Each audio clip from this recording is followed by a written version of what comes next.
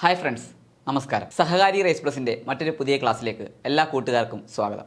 നമ്മൾ ഇന്നത്തെ ക്ലാസ്സിൽ ഡിസ്കസ് ചെയ്യാൻ പോകുന്നത് NCDCയെ കുറിച്ചാണ്. അതായത് നാഷണൽ കോപ്പറേറ്റീവ് ഡെവലപ്മെൻറ്റ് കോർപ്പറേഷനെ കുറിച്ചാണ് നമ്മൾ ഇന്നത്തെ ക്ലാസ്സിൽ ഡിസ്കസ് ചെയ്യാൻ പോകുന്നത്. ഓക്കെ, അപ്പോൾ NCDC എന്താണെന്ന് നമുക്കറിയാം. നമ്മുടെ ഇന്ത്യയിലെന്നല്ല, എവിടെ നോക്കിയാലും, നമ്മുടെ ലോകത്തിൻ്റെ ഏത് ഭാഗത്ത് നോക്കിയാലും അവിടെ കോപ്പറേറ്റീവ്സ് ഉണ്ട്, അല്ലെങ്കിൽ കോപ്പറേറ്റീവ് എൻ്റർപ്രൈസസ് ഉണ്ട്. അതിൻ്റെ പർപ്പസിൻ്റെ അടിസ്ഥാനത്തിൽ കോപ്പറേറ്റീവ്സിനെ അല്ലെങ്കിൽ കോപ്പറേറ്റീവ് എൻ്റർപ്രൈസസിനെ അതിൻ്റെ പർപ്പസിൻ്റെ അടിസ്ഥാനത്തിൽ രണ്ടായിട്ട് തരംതിരിക്കും. മനസ്സിലായോ? പ്രധാനമായിട്ടുമുള്ള ക്ലാസിഫിക്കേഷനാണ് പറയുന്നത്, രണ്ടായിട്ട് തരംതിരിക്കുന്നു. അതായത് വായ്പാ സംഘങ്ങളെന്നും വായ്പ ഇതര സംഘങ്ങളെന്നും, ക്രെഡിറ്റ് സൊസൈറ്റീസ് എന്നും നോൺ ക്രെഡിറ്റ് സൊസൈറ്റീസ് എന്നും. അപ്പോൾ വായ്പാ സംഘങ്ങളുമുണ്ട്. വായ്പാ സംഘങ്ങൾ എന്ന് പറഞ്ഞപ്പോൾ എന്താണ്? ക്രെഡിറ്റ് നീഡ്സിനെ ഫുൾഫിൽ ചെയ്യുന്നതിന് വേണ്ടി, വായ്പ ആവശ്യം അതിനെ നിറവേറ്റുന്നതിന് വേണ്ടിയാണ് നമ്മൾ മെമ്പേഴ്സ് ആണല്ലോ ഒരു കോപ്പറേറ്റീവ് സൊസൈറ്റീസിൻ്റെ സുപ്രീം എന്ന് പറയുന്നത്. ഏറ്റവും മുകളിലുള്ളതെന്ന് പറഞ്ഞാൽ മെമ്പേഴ്സിൻ്റെ കൂട്ടായ്മയായിട്ടുള്ള, വോട്ടവകാശമുള്ള മെമ്പേഴ്സിൻ്റെ കൂട്ടായ്മയായിട്ടുള്ള ജനറൽ ബോഡിയാണ്. ആ ജനറൽ ബോഡിയിൽ വരുന്നത് മെമ്പേഴ്സാണ്. ഈ മെമ്പേഴ്സ് ചേരുന്ന ജനറൽ ബോഡിയാണ് ഒരു കോപ്പറേറ്റീവ് സൊസൈറ്റീസിൻ്റെ പരമാധികാര സഭ എന്ന് പറയുന്നത്.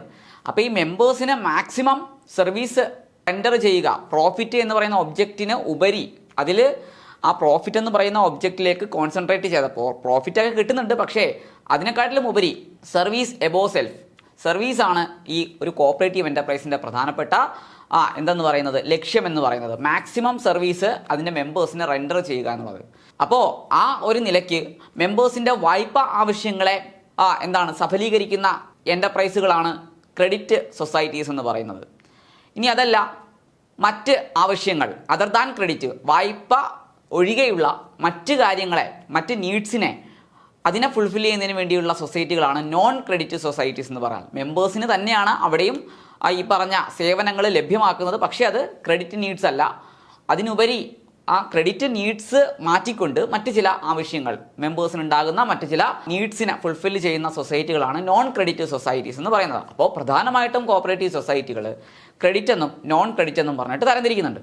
ഓക്കെ, പിന്നെ അതിൻ്റെ ഫർദർ ക്ലാസിഫിക്കേഷൻ നമുക്കറിയാം അല്ലേ.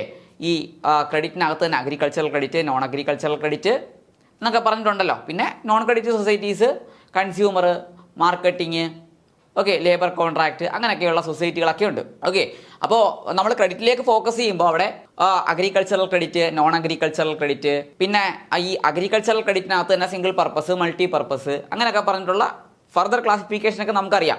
അതൊക്കെ അവിടെ നിൽക്കട്ടെ. നമുക്ക് ഇന്ന് പഠിക്കാൻ പോകുന്നത് ക്രെഡിറ്റിലേക്കല്ല, നോൺ ക്രെഡിറ്റിലേക്കാണ്.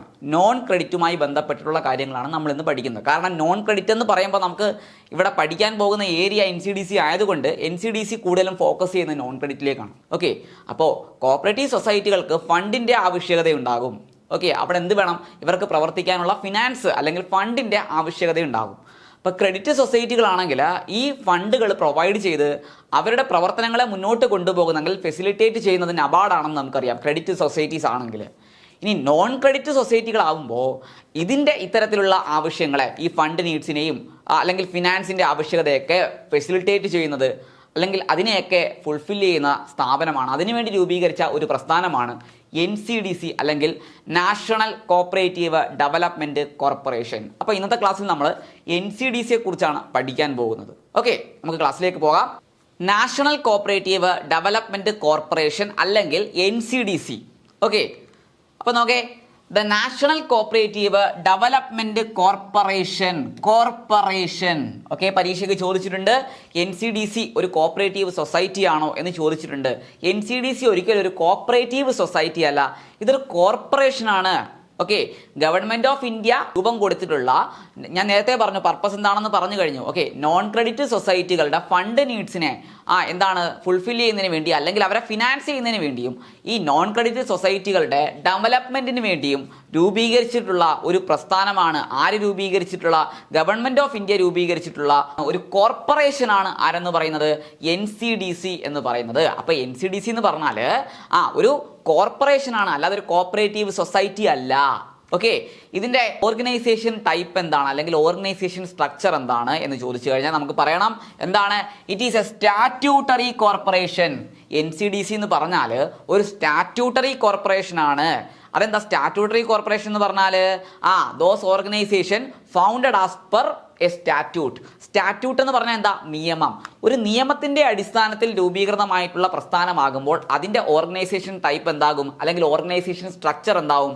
സ്റ്റാറ്റ്യൂട്ടറി ആകും. ഓക്കെ, അപ്പൊ NCDCയും ഒരു നിയമത്തിന്റെ അടിസ്ഥാനത്തിലാണ് രൂപീകൃതമായിട്ടുള്ളത്. അതുകൊണ്ട് ഇതൊരു സ്റ്റാറ്റ്യൂട്ടറി കോർപ്പറേഷൻ ആണ്. അതുപോലെ നമ്മൾ മനസ്സിലാക്കേണ്ടത് as well as it is a departmental undertaking. Statutory കോർപ്പറേഷനുമാണ്, ഇതൊരു ഡിപ്പാർട്ട്മെന്റൽ അണ്ടർടേക്കിംഗ് കൂടിയാണ്. എന്താണ് ഡിപ്പാർട്ട്മെന്റൽ അണ്ടർടേക്കിംഗ് എന്ന് പറയുന്നത്? ഓക്കെ, ഏതെങ്കിലും ഒരു ഗവൺമെന്റിന്റെ, അതൊരു സ്റ്റേറ്റ് ഗവൺമെന്റിന്റെ ആവാം, അല്ലെങ്കിൽ സെൻട്രൽ ഗവൺമെന്റിന്റെ ആകാം.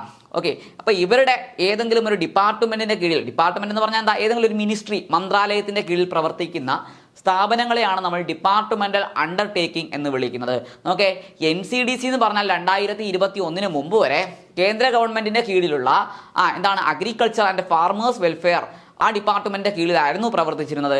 2021 ശേഷം കേന്ദ്രത്തിൽ ഒരു എന്താണ് പുതിയ ഡിപ്പാർട്ട്മെന്റ് അല്ലെങ്കിൽ പുതിയൊരു മിനിസ്ട്രി ആരംഭിച്ചു, കോപ്പറേറ്റീവ് മിനിസ്ട്രി. ഓക്കെ, ഇപ്പം നിലവിൽ 2021 ശേഷം NCDC വർക്ക് ചെയ്യുന്നത് എന്തിന്റെ കീഴിലാണ്?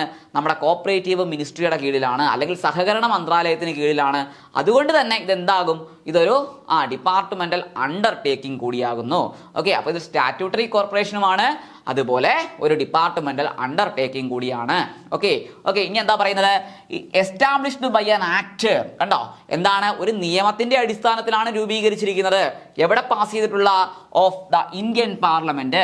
ഇന്ത്യൻ പാർലമെന്റിൽ പാസ് ചെയ്യപ്പെട്ട ഒരു നിയമത്തിന്റെ അടിസ്ഥാനത്തിൽ ഈ NCDC നിലവിൽ വരുന്നത് 1963-ലാണ്, 1963-ലാണ് NCDC പാർലമെന്റിൽ പാസ് ചെയ്യപ്പെട്ട ഒരു നിയമത്തിന്റെ അടിസ്ഥാനത്തിൽ. ആ നിയമം ഏതാണ്?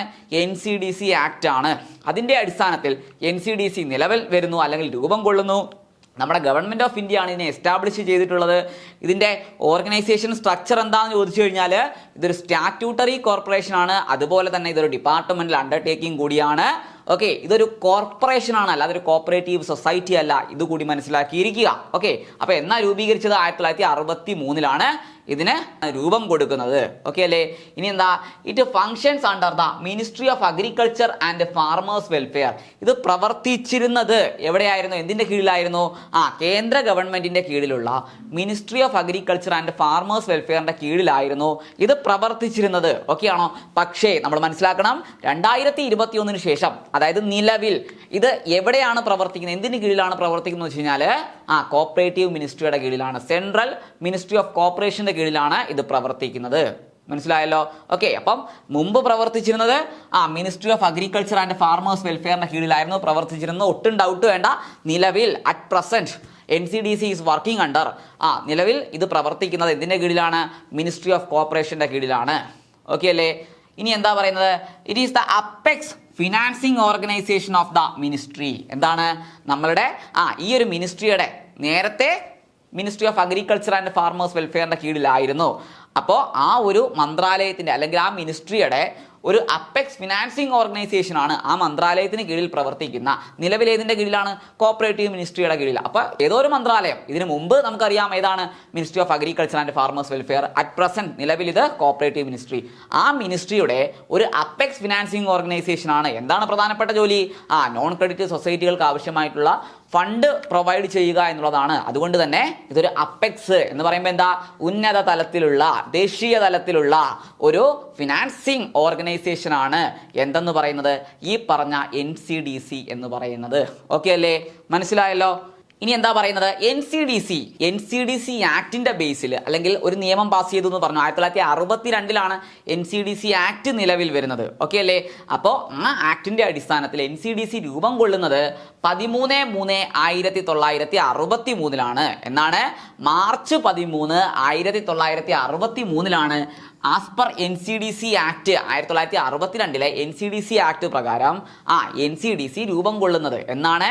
13/3/1963. പരീക്ഷയ്ക്ക് ചോദിച്ചിട്ടുണ്ട്, അതുകൊണ്ട് കൃത്യമായിട്ട് പഠിക്കുക. NCDC നിലവിൽ വന്ന വർഷം വിത്ത് ഡേറ്റ് ചോദിച്ചു കഴിഞ്ഞാൽ മാർച്ച് 13, 1963-ലാണ് എന്ന് നമുക്കറിയാം. ഇനി എൻ സി ഡി സിയുടെ ഹെഡ് ക്വാർട്ടേഴ്സ് എന്ന് പറഞ്ഞാൽ അത് ന്യൂഡൽഹിയാണ്. എൻ സി ഡി സിയുടെ ഹെഡ് ക്വാർട്ടേഴ്സ് എന്ന് പറഞ്ഞാൽ എന്താണ്? ന്യൂഡൽഹിയാണ്. ഓക്കെ ആണല്ലോ. അപ്പോൾ എൻ സി ഡി സിയുടെ ഹെഡ് ക്വാർട്ടേഴ്സ് സിറ്റുവേറ്റ് ചെയ്യുന്നത് അല്ലെങ്കിൽ സ്ഥിതി ചെയ്യുന്നത് എവിടെയാണെന്ന് ചോദിച്ചു കഴിഞ്ഞാൽ നമുക്കറിയാം അത് ന്യൂഡൽഹിയാണ്. ഓക്കെ അല്ലേ. ഇനി എൻ സി ഡി സി രൂപീകരിച്ചിരിക്കുന്നത് ആരാന്ന് വെച്ച് കഴിഞ്ഞാൽ established by government of India. N C D സിക്ക് രൂപം കൊടുത്തിരിക്കുന്നത് ആരാന്ന് വെച്ച് കഴിഞ്ഞാൽ ആരാണ്? ഗവൺമെന്റ് ഓഫ് ഇന്ത്യ ആണ്. നമ്മുടെ കേന്ദ്ര സർക്കാരാണ് ഇതിനെ രൂപീകരിച്ചിട്ടുള്ളത്. ഓക്കെ. ഇനി N C D C act was passed in 1962. 1962 N C D C act നമ്മുടെ പാർലമെന്റിൽ പാസ് ചെയ്യുന്നത്. By the parliament. ആരാ പാസ് ചെയ്തേക്കുന്നത്? നമ്മുടെ ലെജിസ്ലേറ്റീവ് ആയിട്ടുള്ള പാർലമെന്റ് ആണ് പാസ് ചെയ്തേക്കുന്നത്. നമുക്കറിയാലോ പാർലമെന്റിന്റെ രണ്ട് സഭകളിലും ഇത് പാസ് ചെയ്തെങ്കിൽ മാത്രമേ നിയമമായിട്ട് മാറത്തുള്ളൂ, രാജ്യസഭയിലും ലോക്സഭയിലും. അങ്ങനെ parliament 1962 N C D C act pass ചെയ്യുന്നു. ഇത് പ്രകാരം N C D C March 13, 1963 നിലവിൽ വരുന്നു. ഇതിനെ രൂപീകരിച്ചിരിക്കുന്ന ആരാന്ന് വെച്ച് കഴിഞ്ഞാൽ established by the government of India. Okay. ഇതിന്റെ ഹെഡ് ക്വാർട്ടേഴ്സ് എവിടെയാണ് സ്ഥിതി ചെയ്യുന്നത്? ന്യൂഡൽഹിയിലാണ് സ്ഥിതി ചെയ്യുന്നത്. ഇതൊരു സ്റ്റാറ്റ്യൂട്ടറി കോർപ്പറേഷൻ ആണ്.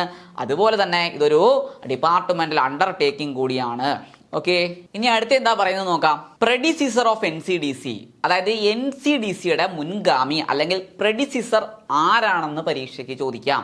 നമുക്കറിയാം എൻ സി ഡി സിയുടെ മുൻഗാമി, എൻ സി ഡി സി വരുന്നതിന് മുമ്പ് എൻ സി ഡി സിയുടെ ഫങ്ഷൻസ് നിർവഹിച്ചിരുന്നത് അല്ലെങ്കിൽ എൻ സി ഡി സി എന്തിൽ നിന്നാണ് രൂപം കൊണ്ടത് ഓക്കെ എന്നൊക്കെ ചോദിച്ചു കഴിഞ്ഞാൽ അതിൻ്റെ ഉത്തരം നമുക്കറിയാം, national cooperative development and warehousing board. Okay. അപ്പോൾ എൻ സി ഡി സിയുടെ മുൻഗാമി എന്ന് പറഞ്ഞാൽ അല്ലെങ്കിൽ എൻ സി ഡി സി എന്തിൽ നിന്നാണ് രൂപീകൃതമായത് എന്ന് ചോദിച്ചു കഴിഞ്ഞാൽ അത് national cooperative development and warehousing ബോർഡിൽ നിന്നാണ് എന്ന് നമുക്കറിയാം. ഓക്കെ. അപ്പോൾ എൻ സി ഡി സിയുടെ പ്രെഡിസിസർ എന്ന് പറഞ്ഞാൽ national cooperative development and warehousing board. വേറൊരു തരത്തിൽ ചോദിക്കാൻ ചോദ്യം, national cooperative development and warehousing ബോർഡിന്റെ സക്സസർ ആണ്. ഓക്കെ. അതായത് സക്സസ് എന്ന് പറഞ്ഞാൽ എന്താണ് നെക്സ്റ്റ് ജനറേഷൻ, അടുത്ത തലമുറയാണ് ആരെന്ന് പറയുന്നത്? ഈ പറഞ്ഞ എൻ സി ഡി സി എന്ന് പറയുന്നത്. ഓക്കെ. അപ്പോൾ N C D C is the successor of ആരുടെയാണ്? National cooperative development and warehousing board. N C D C എന്ന് പറഞ്ഞാൽ നമ്മുടെ national cooperative development and warehousing ബോർഡിന്റെ എന്താണ്? സക്സസർ ആണ്. ഓക്കെ. അപ്പോൾ ഈ national cooperative development and warehousing board രൂപീകരിക്കുന്നത് 1956 1956 എന്ത് ഈ പറഞ്ഞ national cooperative development and warehousing board നിലവിൽ വരുന്നത്. ഓക്കെ. എന്നാണ് 1956. ഇനി ഈ national cooperative development and warehousing board recommend ചെയ്തത് ആരാന്ന് വെച്ചാൽ നമുക്കറിയാം, നമ്മുടെ SBI റെക്കമെൻഡ് ചെയ്തിട്ടുള്ള, ക്രോപ്പ് ലോൺ റെക്കമെൻഡ് ചെയ്തിട്ടുള്ള, linking of credit with marketing ഒക്കെ റെക്കമെൻഡ് ചെയ്തിട്ടുള്ള ആര്? അതേപോലെ ലാർജ് സൈസ്ഡ് കോപ്പറേറ്റീവ് സൊസൈറ്റി, ഇങ്ങനെയൊക്കെയുള്ള റെക്കമെൻഡേഷൻ ഒക്കെ നമുക്ക് തന്നിട്ടുള്ള Magna Carta in the history of cooperative movement എന്നൊക്കെ വിളിക്കപ്പെടുന്ന നമ്മുടെ AD ഗോർവാല കമ്മിറ്റി അല്ലെങ്കിൽ all India rural credit survey കമ്മിറ്റിയാണ് എൻ സി ഡി സിയുടെ അല്ലെങ്കിൽ എൻ സി ഡി സിക്ക് മുമ്പുണ്ടായിരുന്ന national cooperative development and warehousing ബോർഡിനെ റെക്കമെൻഡ് ചെയ്തത്. ഇത് പ്രകാരം national cooperative development and warehousing board നിലവിൽ വരുന്നത് 1956. ഓക്കെ അല്ലേ. അപ്പൊ ആദ്യം ആരാണ് വരുന്നത്? National cooperative development and warehousing ബോർഡാണ്. ഇത് വരുന്ന 1956. പിന്നീട് 1962 ഇതിനെ വൗണ്ടപ്പ് ചെയ്തുകൊണ്ടാണ്, ഇതിനെ ഇല്ലാതാക്കിക്കൊണ്ടാണ് അതിന് പകരമായിട്ട് ആര് വരുന്നത്? എൻ സി ഡി സി വരുന്നത്. അപ്പൊ എൻ സി ഡി സി ആരുടെ സക്സസർ ആണെന്ന് ചോദിച്ചാൽ, ഓക്കെ, പിൻഗാമിയാണെന്ന് ചോദിച്ചു കഴിഞ്ഞാൽ, എൻ സി ഡി സി ആരുടെ പിൻഗാമിയാണെന്ന് ചോദിച്ചു കഴിഞ്ഞാൽ അത് national cooperative development and warehousing ബോർഡിന്റെ ആണ്. ഓക്കെ. അപ്പോൾ ഈ national cooperative development and warehousing ബോർഡിന്റെ പിൻഗാമിയാണ് ആരെന്ന് പറയുന്നത്? N C D C. അല്ലെങ്കിൽ എൻ സി ഡി സിയുടെ മുൻഗാമി ആരാണ്? Predecessor of N C D C ആരാന്ന് വെച്ച് കഴിഞ്ഞാൽ അതിന്റെ ഉത്തരം national cooperative development and warehousing board എന്നുള്ളതാണ്. ഇത് രൂപീകൃതമാകുന്നത് 1956. എൻ സി ഡി സി അല്ല, എൻ സി ഡി സിയുടെ മുൻഗാമിയായിട്ടുള്ള national cooperative development and warehousing board നിലവിൽ വരുന്ന 1956. ഇതിന് ശേഷമാണ് 1963 ഈ national cooperative development and warehousing ബോർഡിനെ ഇല്ലാതാക്കിക്കൊണ്ടാണ് N C D C 1963 March 13 പ്രവർത്തനം ആരംഭിക്കുന്നത്. ഓക്കെ. അപ്പോൾ ഈ national cooperative development and warehousing ബോർഡിന്റെ റെക്കമെൻഡ് ചെയ്തേക്കുന്ന കമ്മിറ്റി ഏതാണെന്ന് പരീക്ഷയ്ക്ക് ചോദിക്കാം. അത് ആരാണെന്ന് വെച്ച് കഴിഞ്ഞാൽ all India rural credit survey കമ്മിറ്റിയാണ്, അല്ലെങ്കിൽ നമുക്കറിയാം AD ഗോർവാല കമ്മിറ്റിയാണ്. ഓക്കെ അല്ലേ. അപ്പോൾ AD ഗോർവാല കമ്മിറ്റി അല്ലെങ്കിൽ all India rural credit survey കമ്മിറ്റിയുടെ പ്രധാനപ്പെട്ട ഒരു റെക്കമെൻഡേഷൻ ആണ് എന്തെന്ന് പറയുന്നത്? National cooperative development and warehousing board എന്ന് പറയുന്നത്. ഓക്കെ അല്ലേ. ഇനി എന്താ, in 1962 1962 national cooperative development and warehousing board was wound up. 1962 ആയപ്പോഴേക്കും. അപ്പോൾ എന്നാ നിലവിൽ വന്നത്? 1956 AD ഗോർവാല കമ്മിറ്റിയുടെ ശുപാർശ പ്രകാരം ഈ പറഞ്ഞ national cooperative development and warehousing board രൂപീകരിക്കുന്നു. ഇനി 1962 ആയപ്പോഴേക്കും ഈ ഒരു ബോർഡിനെ, ഏത് ബോർഡിനെ? National cooperative development and warehousing ബോർഡിനെ വൗണ്ടപ്പ് ചെയ്തുകൊണ്ട്, ഇല്ലാതാക്കിക്കൊണ്ട്, പ്രവർത്തനം അവസാനിപ്പിച്ചുകൊണ്ട് NCDC എന്ത് ചെയ്യുന്നു? സ്റ്റാർട്ട് ചെയ്യുന്നു. ഓക്കെ അല്ലേ? And NCDC was begun. അതായത് national cooperative development and warehousing ബോർഡിനെ 1962 വൗണ്ടപ്പ് ചെയ്തുകൊണ്ട് NCDC രൂപീകരിക്കുകയാണ് ചെയ്യുന്നത്. അപ്പോൾ national cooperative development and warehousing ബോർഡിന്റെ സക്സസർ ആണ് NCDC എന്ന് പറയുന്നത്. ഇനി NCDCയുടെ മുൻഗാമി ആരാണെന്ന് വെച്ച് കഴിഞ്ഞാൽ അത് national cooperative development and warehousing ബോർഡാണ്. അതിനെ റെക്കമെൻഡ് ചെയ്ത ആരാന്ന് വെച്ച് കഴിഞ്ഞാൽ all India rural credit survey കമ്മിറ്റിയാണ്. ഓക്കെ അല്ലേ? ഇനി അടുത്ത എന്താ പറയുന്നത്? Now the warehousing activities carried on by establishing Central Warehousing Corporation and Food Grains FCI. Okay എന്ന് പറഞ്ഞാൽ ഞാൻ നേരത്തെ പറഞ്ഞല്ലോ, നേരത്തെ ഉണ്ടായിരുന്ന NCDCക്ക് മുമ്പേ ഉണ്ടായിരുന്ന ആരാണ്? National cooperative development and warehousing board. ഓക്കെയാണ്. ഇപ്പോൾ ഇവിടെ വെയർഹൗസിംഗ് ഉണ്ടോ? NCDCയിൽ വെയർഹൗസിംഗ് ഉണ്ടോ? നാഷണൽ കോപ്പറേറ്റീവ് ഡെവലപ്മെന്റ് കോർപ്പറേഷൻ എന്നേ ഉള്ളൂ. മുമ്പ് അതിൻ്റെ കൂടെ ആരുണ്ടായിരുന്നു?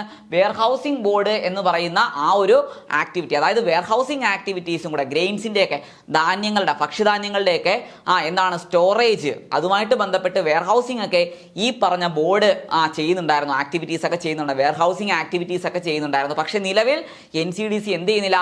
വെയർഹൗസിംഗ് ആക്ടിവിറ്റീസ് കണ്ടക്ട് ചെയ്യുന്നില്ല. അതുകൊണ്ടാണ് NCDCയുടെ കൂടെ എന്താണ് ഈ വെയർഹൗസിംഗ് എന്ന് പറയുന്ന വാക്ക് യൂസ് ചെയ്യാത്തത്. NCDC എന്ന് പറഞ്ഞാൽ എന്തേ ഉള്ളൂ? നാഷണൽ കോപ്പറേറ്റീവ് ഡെവലപ്മെന്റ് കോർപ്പറേഷൻ എന്നേ ഉള്ളൂ. മുമ്പ് അതിൻ്റെ പൂർവികന്റെ പേര് എന്തായിരുന്നു? National cooperative development and warehousing board എന്നായിരുന്നു. എന്ന് പറയുമ്പോൾ ഈ പറഞ്ഞ national cooperative development and warehousing board warehousing activities എന്ത് ചെയ്യുന്നുണ്ടായിരുന്നു? അത് ചെയ്യുന്നുണ്ടായിരുന്നു. എന്ന് പറയുമ്പോൾ ഫുഡ് ഗ്രെയിൻസിന്റെ ഒക്കെ സ്റ്റോറേജുമായിട്ട് ബന്ധപ്പെട്ട് ഈ പറഞ്ഞ വെയർഹൗസിംഗ് ആക്ടിവിറ്റീസ്, വെയർഹൗസിംഗ് ഒക്കെ അവർ തന്നെ പണിഞ്ഞ് അവർ എന്താണ് ഈ വെയർഹൗസിംഗ് ആക്ടിവിറ്റീസ് ഒക്കെ കർഷകർക്ക് കൊടുക്കുന്നുണ്ടായിരുന്നു. അതിനുവേണ്ടി അവർ പ്രവർത്തിക്കുന്നുണ്ടായിരുന്നു. പക്ഷേ നിലവിൽ NCDC എന്താ അണ്ടർടേക്ക് ചെയ്യുന്നില്ല? വെയർഹൗസിംഗ് ആക്ടിവിറ്റീസ് അണ്ടർടേക്ക് ചെയ്യുന്നില്ല. അതുകൊണ്ട് NCDCയുടെ പേരിന്റെ കൂടെ എന്തില്ല? വെയർഹൗസിംഗ് എന്ന് പറയുന്ന ആ ഒരു വാക്ക് യൂസ് ചെയ്യുന്നില്ല. ഇപ്പോൾ NCDC ചെയ്യുന്ന എന്താണെന്ന് വെച്ച് കഴിഞ്ഞാൽ ഈ കോപ്പറേറ്റീവ് സൊസൈറ്റികൾക്കൊക്കെ വെയർഹൗസ് പണിയാൻ ആവശ്യമായിട്ടുള്ള ഫിനാൻസ് കൊടുക്കുന്നു, ഫണ്ട് കൊടുക്കുന്നു എന്നുള്ളത് മാത്രമേ ഉള്ളൂ. ഏത് സൊസൈറ്റിക്ക്?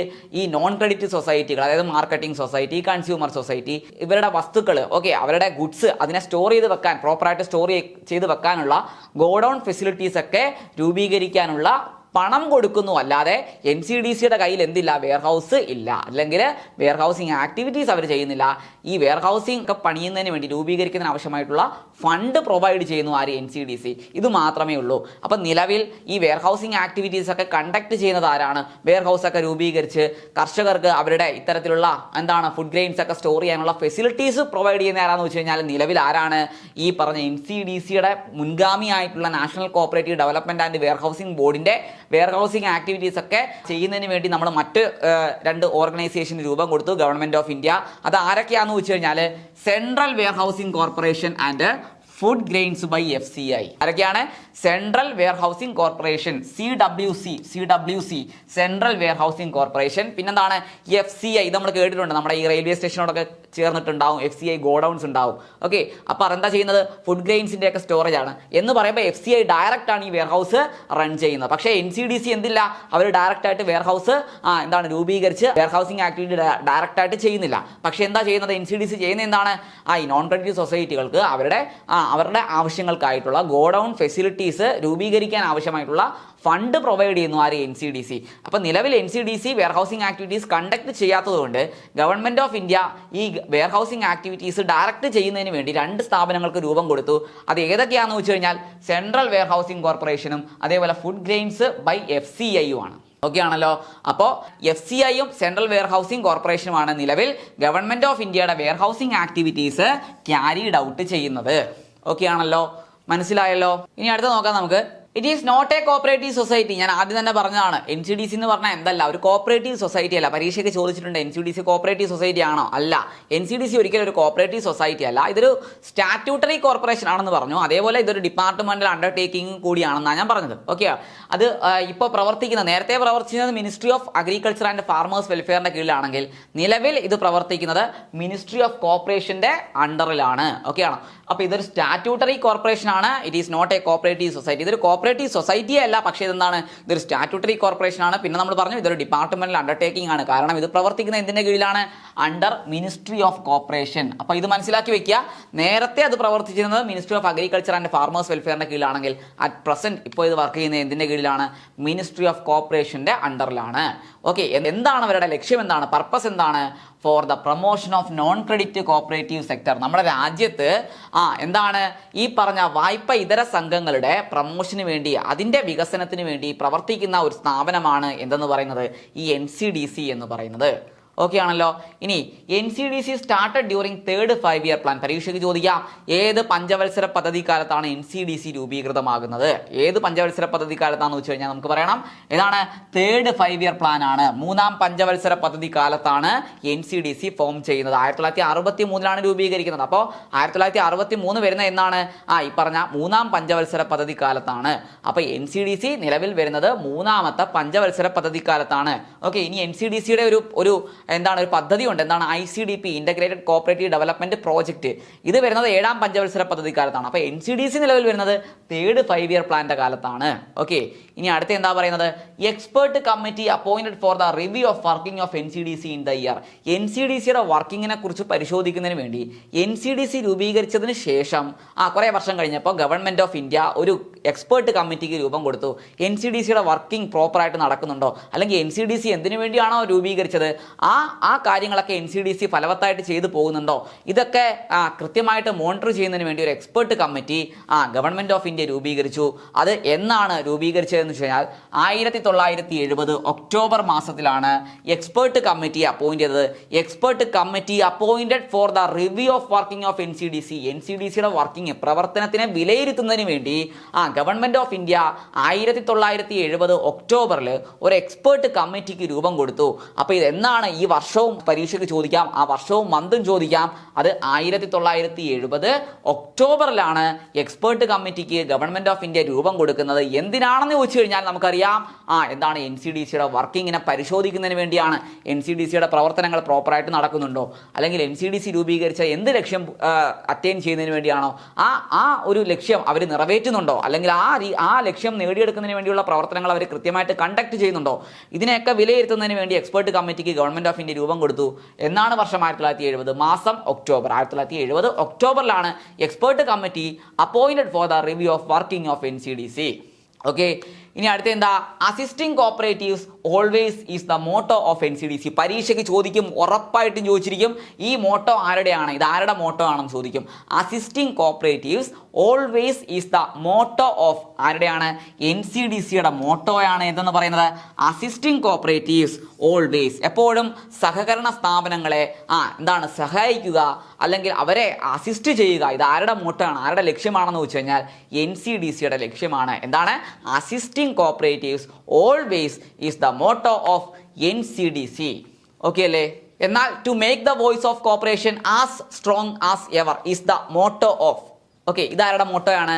To make the voice of cooperation as strong as ever എന്ന് പറയുന്ന മോട്ടോ ആരുടെയാണെന്ന് വെച്ചാൽ നമുക്കറിയാം, NCUIന്റെ മോട്ടോയാണ്. നാഷണൽ കോപ്പറേറ്റീവ് യൂണിയൻ ഓഫ് ഇന്ത്യയുടെ മോട്ടോ ആണ് to make the voice of cooperation as strong as ever. Okay, ഇനി അടുത്ത പറയുന്നത് എന്താ വെച്ചാൽ, NCDC Act amended in 1975 and completely amended by passing NCDC Amendment Act in 2002 with date ചോദിച്ചു കഴിഞ്ഞാൽ 25/5/2002. NCDC act 2 തവണ ഭേദഗതി ചെയ്തിട്ടുണ്ട്. NCDC ആക്ട് 1962 പാർലമെന്റ് പാസ് ചെയ്യുന്നത്. ഓക്കെ, ഇതിനെ 2 തവണ ഭേദഗതിക്ക് വിധേയമാക്കിയിട്ടുണ്ട്. ആദ്യമായിട്ട് NCDC ആക്ടിൽ ഭേദഗതി വരുന്നത് 1975. അതിന് പ്രാധാന്യമുണ്ട്, പരീക്ഷയ്ക്ക് ചോദിക്കാം. NCDC ആക്ട് ആദ്യം അമെൻഡ് ചെയ്യുന്നത് എന്നാണെന്ന് ചോദിച്ചു കഴിഞ്ഞാൽ ചിലപ്പോൾ അതിനകത്ത് 2002 ഓപ്ഷൻ കാണും. നമുക്കറിയാം എന്നാണ് 1975 ആദ്യമായിട്ട് NCDC ആക്ടിൽ ഭേദഗതികൾ കൊണ്ടുവരുന്നത്. അപ്പോൾ ആദ്യമായിട്ട് NCDC ആക്ട് അമെൻഡ് ചെയ്യുന്ന 1975. ഓക്കെ, ഇനി NCDC ആക്ട് കംപ്ലീറ്റ് ആയിട്ട് അമെൻഡ് ചെയ്തു, അതായത് എല്ലാ സെക്ഷനുകളും എൻ ബ്ലോക്ക് ആയിട്ട് അമെൻഡ് ചെയ്തു. ഓക്കെ, അതിനാണ് നമ്മൾ എൻ ബ്ലോക്ക് എന്ന് പറയാം. എല്ലാ സെക്ഷനും ഭേദഗതി വരുത്തുമ്പോൾ നമ്മൾ എൻ ബ്ലോക്ക് അമെൻമെന്റ് ആണെന്ന് പറയും. ഓക്കെ, അപ്പോൾ NCDC ആക്ടിനെ എൻ ബ്ലോക്ക് ആയിട്ട് അമെൻഡ് ചെയ്തത് എന്നാണെന്ന് ചോദിച്ചാൽ വിത്ത് ഡേറ്റും കൂടെ ചേർത്ത് പഠിക്കുക. മെയ് 25, 2002 എന്നാണ്. മെയ് 25, 2002 നമ്മുടെ കേരള കോപ്പറേറ്റീവ് സൊസൈറ്റീസ് ആക്ട് വരുന്നത് എന്നാണ്? മെയ് 15, 1969 എന്ന് നമുക്കറിയാം. ഇത് മെയ് മാസത്തിൽ തന്നെയാണ്. NCDC ആക്ട് കംപ്ലീറ്റ് ആയിട്ട് അമെൻഡ് ചെയ്യുന്നത് 2002 മെയ് 25 എന്നാണ്. 2002 മെയ് 25 NCDC ആക്ട് കംപ്ലീറ്റ് ആയിട്ട് അമെൻഡ് ചെയ്യുന്നത്. ഓക്കെ ആണോ? അപ്പൊ NCDC ആക്ട് 2 തവണ ഭേദഗതി ചെയ്തിട്ടുണ്ട്. അതിൽ ആദ്യത്തെ അമെൻമെന്റ് വരുന്നത് 1975 പിന്നെ രണ്ടാമതായിട്ട് NCDC ആക്ട് കംപ്ലീറ്റ് ആയിട്ട് അമെൻഡ് ചെയ്തു. ഓക്കെ, അതായത് മുഴുവൻ സെക്ഷനുകളിലും ഭേദഗതി വരുത്തി 2002 അവതരിപ്പിക്കുന്നത്. അപ്പോൾ വിത്ത് ഡേറ്റ് ചോദിച്ചു കഴിഞ്ഞാൽ 25/5/2002. 2002 മെയ് 25 NCDC ആക്ട് കംപ്ലീറ്റ് ആയിട്ട് അമെൻഡ് ചെയ്തു. ആദ്യമായിട്ട് അമെൻഡ് ചെയ്യുന്ന 1975. ഓക്കെ, ഇനി അടുത്ത നോക്കേ, central sector integrated scheme, CSIS. എന്തുവാ? Central sector integrated scheme. Okay, ICDPക്ക് മുമ്പേ കൊണ്ടുവന്നിട്ടുള്ള ഒരു പദ്ധതിയാണ് എന്തെന്ന് പറയുന്നത് സെൻട്രൽ സെക്ടർ ഇന്റഗ്രേറ്റഡ് സ്കീം. അത് ആരുടെ പദ്ധതിയാണെന്ന് വെച്ച് കഴിഞ്ഞാൽ NCDCയുടെ ആണ്. നമ്മൾ പഠിച്ചിട്ടുണ്ട് NCDCയുടെ പദ്ധതി എന്ന് പറഞ്ഞാൽ ICDP ആണ്. അതിനോടൊപ്പം നമ്മൾ ഇതും കൂടെ പഠിച്ചു വെക്കണം, സെൻട്രൽ സെക്ടർ ഇന്റഗ്രേറ്റഡ് സ്കീം. നിലവിൽ അത് NCDC റൺ ചെയ്യുന്നില്ല, അല്ലെങ്കിൽ ഓപ്പറേറ്റ് ചെയ്യുന്നില്ല. ഇത് മുമ്പുണ്ടായിരുന്നു. സെൻട്രൽ സെക്ടർ ഇന്റഗ്രേറ്റഡ് സ്കീം എന്ന് പറയുന്ന ഒരു പദ്ധതി NCDC ഫോളോ ചെയ്തിട്ടുണ്ടായിരുന്നു പണ്ട്, പക്ഷേ ഇപ്പോൾ അത് സ്റ്റോപ്പ് ചെയ്തിട്ടുണ്ട്. ഓക്കെ, അപ്പോൾ ഇത് പഠിച്ചേക്കുക. സെൻട്രൽ സെക്ടർ ഇന്റഗ്രേറ്റഡ് സ്കീം ആരുടെയാണ്? അത് ഇംപ്ലിമെന്റ് ചെയ്യുന്നത് ആരാന്ന് വെച്ചാൽ NCDC ആണ്. ഓക്കെ, ഇനി അടുത്ത എന്താ പറയുന്നത്? India international trade fair conducted by NCDC in New Delhi in 2019 എന്ന് പറയുമ്പോൾ ഇന്ത്യ ഇന്റർനാഷണൽ ട്രേഡ് ഫെയർ എന്ന് പേരിട്ടിട്ടുള്ള ഒരു ട്രേഡ് ഫെയർ ആര് സംഘടിപ്പിച്ചു? NCDC സംഘടിപ്പിച്ചു. എന്നാണ്? 2019. എവിടെയാണത് കണ്ടക്ട് ചെയ്തത്? ന്യൂഡൽഹിയിലാണ്.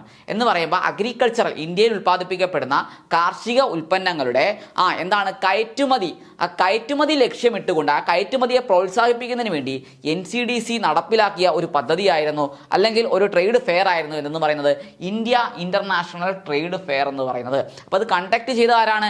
NCDC ആണ്. NCDCയുടെ നേതൃത്വത്തിലാണ് എന്ത് കണ്ടക്ട് ചെയ്തത്? ഇന്ത്യയിൽ India international trade fair conduct ചെയ്തത്. എന്നാന്ന് വെച്ച് കഴിഞ്ഞാൽ 2019 നമ്മുടെ കോവിഡ് ഒക്കെ വരുന്നതിന് തൊട്ട് മുമ്പാണ്. ഓക്കെ, അപ്പോൾ അത് എവിടെയാണെന്ന് വെച്ചാൽ ന്യൂഡൽഹിയിലാണ്. ഓക്കെ, അപ്പോൾ India international trade fair conduct ചെയ്താണെന്ന് വെച്ചാൽ NCDC ആണ്.